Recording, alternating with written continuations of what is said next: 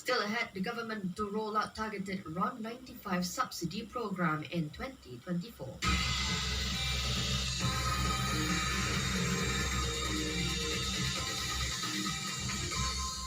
Welcome back. The government will roll out the targeted RON95 subsidy program in the second half of 2024 to optimize its resources towards those that need it the most, said Economy Minister Rafizi Ramli. Economy Minister Rafizi Ramli said a country where those in the top 20 income group are receiving 53% of blanket fuel subsidies is not a sustainable model, nor is it an equitable one. He said during his keynote address at the National Economic Outlook Conference in Kuala Lumpur yesterday. Early findings from a study on the effectiveness of management and treatment of cancer patients at the National Cancer Institute IKN found that 93 to 95% of breast cancer patients have a survival rate exceeding 3 years compared to between 86 and 91% a decade ago. The study conducted recently also noted the same survival rate for 56% of lung cancer patients compared to only 23% 10 years ago. Speaking at the IKN charity dinner event in Putrajaya yesterday, Health Minister Dr. Zaliha Mustafa said the study also revealed that the observed survival rate for stage 1 and 2 breast, colorectal and lung cancer patients was also much better. The implementation of the visa liberalization plan from December 1st will be strengthened with integrated control and enforcement measures by enforcement agencies. Home Minister Datuk Sri Saifuddin Nasution Ismail in a statement said that the setting up of a special team by the Immigration Department to monitor the entry and exit of China and Indian tourists was part of the measures.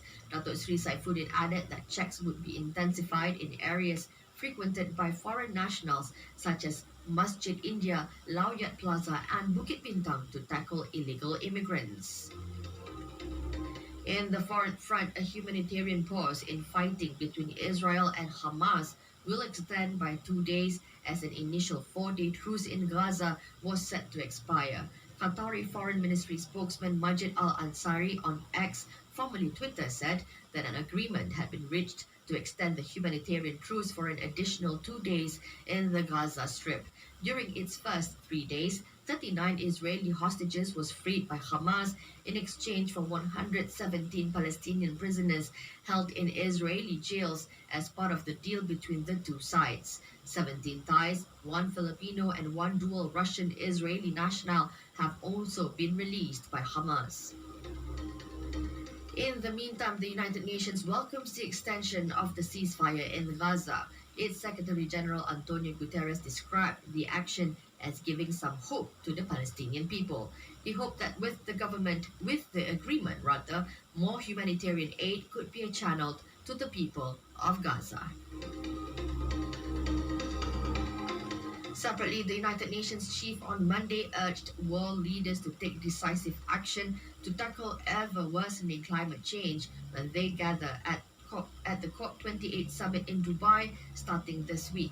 Guterres said leaders must act to limit global temperature rise to 1.5 degrees Celsius, protect people from climate chaos, and end the fossil fuel age.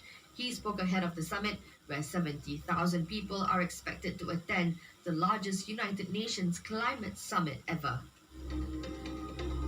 And finally, in sports, retired Italian MotoGP legend Valentino Rossi, who has switched from 2 wheels to 4, will compete in the FIA World Endurance Championship WEC next season. And now here's a quick recap of our headlines. Malaysia, Thailand develop bordering areas as new economic growth regions. And Israel-Hamas truce in Gaza extended by 2 days.